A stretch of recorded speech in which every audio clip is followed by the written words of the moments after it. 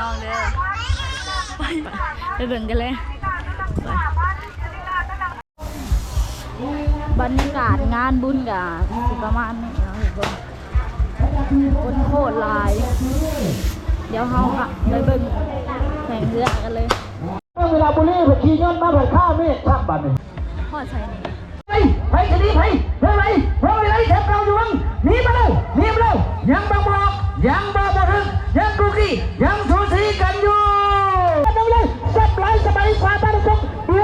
ยดไล่กันแบบนี้ซาตามาบอลหรือบ่มาเร็วถ้าเรามาไล่ไปกันเร็วเข้ากันเร็วเยอะยังสวยงามประสันเนาะโอ้ยปีนาเนี่ยเปลี่ยนเอาดร.เพ็ญพันธ์มาคัดนายไทยเด้อข่าวเซนเทปไปตีน้อยเลยพี่น้อง2 เล่ม 2 ลำแล้วพาทั้งกรรมการจากเซนเทปเป็นผู้ตัดสินให้เนาะเพราะว่าพวกเขาได้บังได้ชมได้เส้นน้ำกัดอยู่ทั้งกระพังเซ่พี่แต่ว่ายังบึงบ่ออกยังบอกบ่ถือได้พี่น้องเด้อเห็นว่าขาดการสิขาดหลายสัปดาห์ประกอบเพื่อน1 แสนกิโลต้องมานั่งเป็นนักวิ่ง3 แสนกิโลเพื่อให้ขายเกินเงิน5 แสนกิโลห้ามเหยียบเทียบขายเกินเงิน1 แสนกิโลเหยียบทิขายเกินเงิน3,000 กิโลห้ามนั่งคิดชนะขายข้าวเปียก50,000 กิโลห้ามซุปกระเทียมโมบาย1 แสนกิโลห้ามนิ่งโมบาย50,000 กิโลห้ามนั่งแบกข้าวเจ้าขายเสื้อผ้าโอ้ผ่านเด้อห้ามนั่งเหตุขายเกินเงิน3 แสนกิโลห้ามนั่งบุญฟองขายเกินเงิน2 แสนกิโลอะไรก่อน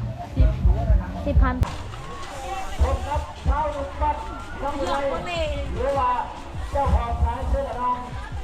เรื่องประเทศไทยเรื่องนั่งเรื่องเป็นผู้ชิดบอยหรือเปล่า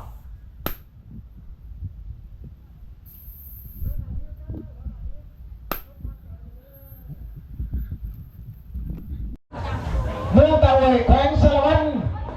ปีนี้เพิ่งจะได้ตัดสินใจสูงได้ส่งเพื่อเขามาแข่งขันอีกปีกายนี่ได้ที่4ว่าสั่นปีนี้ยับมาได้ที่1นะแกได้แล้วแกได้แล้วเอาแล้วแกะอะไรแกะเอามันก่อนนะดีไปกินอ้าว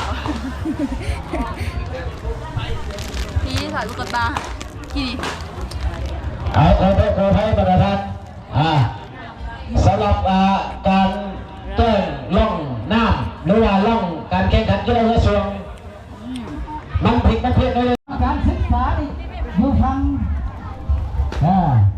พอประกาศบุกเข้าเมืองอยู่วังมาได้เยอะมากเลือกเลยยาว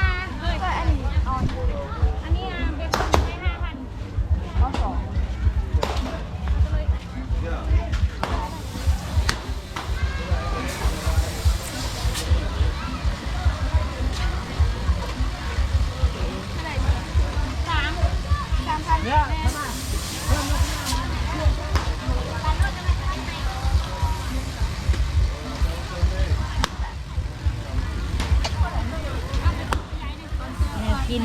โอ้โหลายไม่ล่องต่อไปหรือว่าล่องนี่นะเป็นเพื่อประเทศนี้40ก็ได้41ครับเป็นการพัฒนาระหว่างทางการศึกษาเอาลงไปอันนี้ไม่ใช่มาเพื่อนมีเจ็ดเพื่อน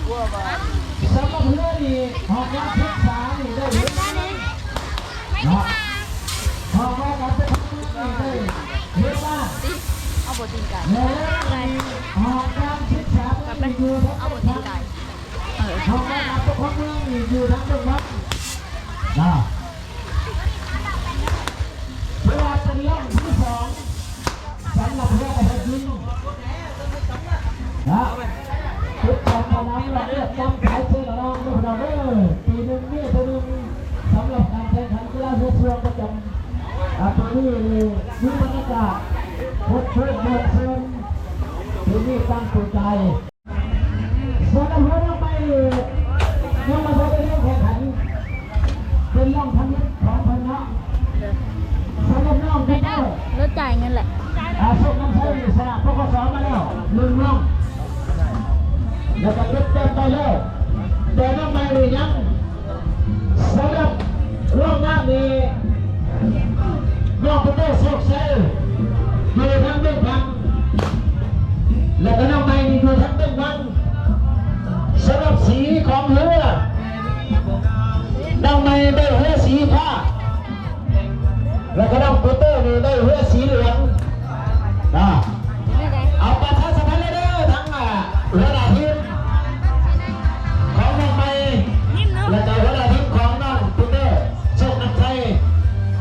เดินทางมาจากเมืองพลังไซรุ่นเกิดดังเรื่องขึ้นสู่จุดปลายกระเทียมห้อยแล้วเก็บปล่อยลงมาแล้วเก็บแล้วเนาะต่อตัวบาดีงานสร้างเรื่องงานสร้างแซ่บบ่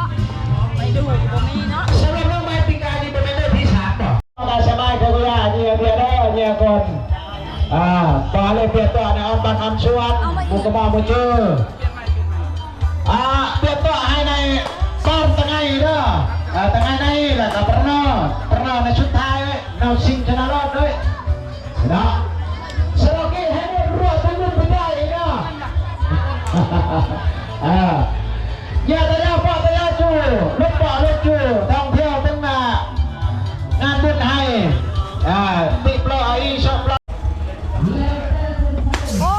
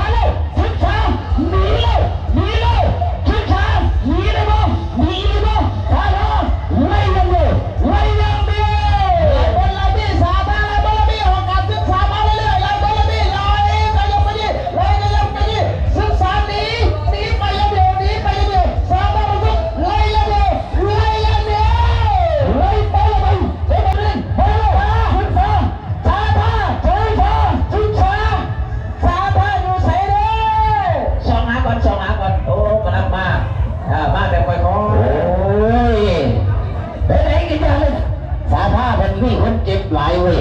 แต่ท่านที่ศึกษาแต่ภายในคนเลยตามองตามไม่ได้แต่ต้องข่าวการคือข่าวการเลยสาขาในมือนี่ก็แบบเวลาก็ได้สักษาสำหรับเทคนิควิชาเฉพาะของนักสีไทยแต่ละเล่มแต่ละลำเป็นเก็บเมียนเป็นความลับเลยทหารหนึ่งคอยก็ไม่ได้หนีนะคอยไล่คอยเบียดเลยพี่เลยพี่เลยไม่ดีเลยนะครับพอมาครับทุกคนหนึ่งดีว่าการทหารว่าการเลยขอให้เชื่อจัดเทวฤทธิ์เจ้าจะว่าผู้เดียวเลยเด้อบ่คอยต้องกระบอกก้าวเมาดอกคอยจะอายเจ้าคือกันคอยยันเจ้าบ่ให้มาเมาน้ำอีกมืออื่น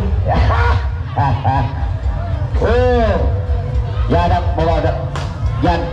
ทานผู้ให้บ่ได้จิพอได้ให้ของการศึกษาหาโต๊ะหาตังมันจะเข้าเฉยหาอยู่ใส่บัดนี้แก้ชื่อมันผู้ใจเด้อ